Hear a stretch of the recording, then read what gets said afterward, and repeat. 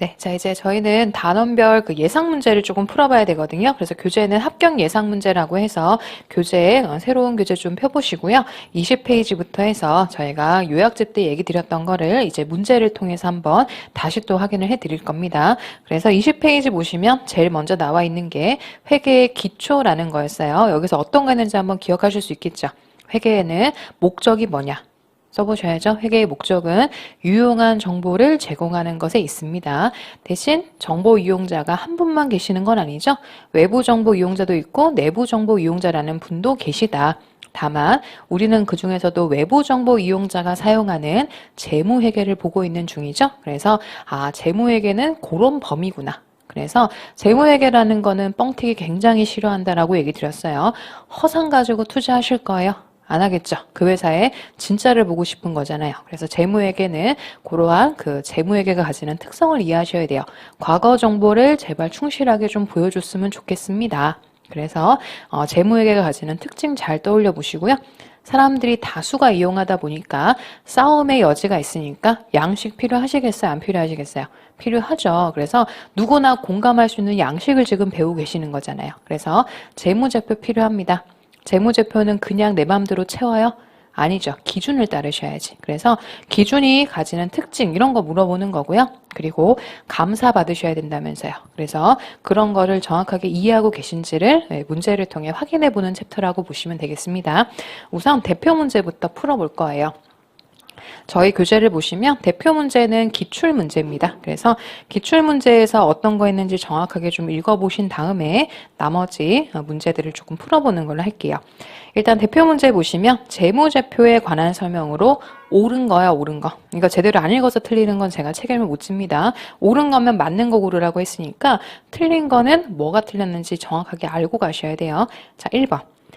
재무상태표는 아까 제가 키워드 쓰셔야 된다고 했잖아요. 기간이에요? 시점이에요? 일정 시점. 성과예요? 상태예요? 상태. 1번은 뭐 다 틀렸네. 그쵸? 재무상태표는 일정 시점에 재무 상태에 관한 정보를 제공해 준다. 다시 또 씁니다. 제가 좀 자꾸 뭐 잔소리 같은 얘기를 해서 죄송한데요. 회계 같은 경우는 써야 돼요. 제가 쓰실 수 있죠? 비워놓을 테니까 한번 써보세요라고 했던 이유가 회계가 있잖아요. 뭐 다른 과목이야 눈으로 많이 보신다고 하면 뭐 그만큼 눈에 많이 들어오면 답이 맞출 수 있는 확률도 있습니다. 근데 회계는 또 안 그래요. 눈으로 보면 다 알거든요. 근데 막상 또 틀려요. 이유가 뭐냐면 안 써보셔서 그래요. 그래서 뭐 저도 뭐 세무사 시험 준비하면서 회계 공부를 많이 했겠죠. 그래서 회계 공부할 때만 해도 그냥 연습장 같은 거 있죠. 그냥 아무 데나 써도 되는 용지 있죠. 본인이 아끼는 거 말고요. 버려도 되는 그런 뭐 이면지 같은 거 있죠. 그거를 그냥 쓰고 찢어서 버리면서 하루를 마무리했었어요. 한마디로 회계는 좀 귀찮더라도 계속 좀 써보시는 노력이 필요해요. 그래서 일정 시점 쓰는 거 별로 안 좋아하는 거 제가 잘 알고 있는데 그래도 좀 써보셔야 됩니다. 2번 공부하시지 않으시려면 일정 시점 쓰시고 재무 상태라고 쓰시고 재무 상태는 자산, 부채, 자본이 설명한다. 자산을 뭐라고 불렀어요? 회사의 경제적 자원. 부채와 자본을 청구권. 그래서 이렇게도 설명해요. 재무상태표는 일정 시점에 경제적 자원과 청구권을 보여주는 표다. 맞죠? 딴 얘기하는 거 아니잖아요. 그래서 경제적 자원과 청구권을 보여준다 뭐 이러면 재무상태표예요. 자원과 청구권. 그래서 그런 표현도 위에다가 써두시면 좋겠습니다. 2번 포괄손익계산서는 일정 기간이죠. 기업의 재무적인 성과를 보여준다고 했어요. 재무 성과. 그래서 재무 성과는 수익과 비용이 알려주십니다. 그래서 수익, 비용 이렇게 쓰시면 되겠죠. 1, 2번은 서로 바꾸어서 기재가 되어 있기 때문에 정확한 표현으로 바꾸어 써보시자. 3번 자본 변동표는 일정 기간 동안 자본 요소의 변동에 관한 정보를 제공해준다. 맞죠? 4번 현금 흐름표는 특정 시점이 아니고 일정 기간의 현금의 변화를 보여준다. 자, 뭐 쓰셔야 되겠어요? 현금 흐름표. 현금의 변화는 영업과 투자와 재무로 구분해서 보여준다라고 했고 영업에 들어갈 거, 투자에 들어갈 거, 재무에 들어갈 거 꼭 다시 한번 보셨으면 좋겠습니다. 마지막으로 주석이 들어가야 되죠? 5번은 말도 안 되는 소리고요. 재무상태표, 포괄손익계산서, 자본변동표, 현금흐름표 및 주석이고요.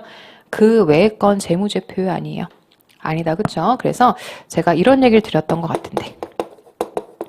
재무제표 종류를 도대체 왜 물어보는 거예요? 네. 재무제표를 왜 저한테 물어보느냐? 뭐 그냥 시험 문제로 내기 좋으니까요. 오지선다 만들기 좋잖아요. 그것도 한 답이 되긴 하는데요. 재무제표를 왜 정해놨을까요? 재무제표는 기준을 준수하셔야 돼요. 그렇다는 얘기는 재무제표 이외에 보고서 있죠. 회사는 재무제표 말고도 다양한 보고서를 만들어서 제공하거든요. 이거는 굳이 기준을 따를 필요는 없어요. 그러니까 재무제표를 만들어 놨겠죠. 그래서 시험에서 왜 자꾸 물어보는 거야? 재무제표의 종류를.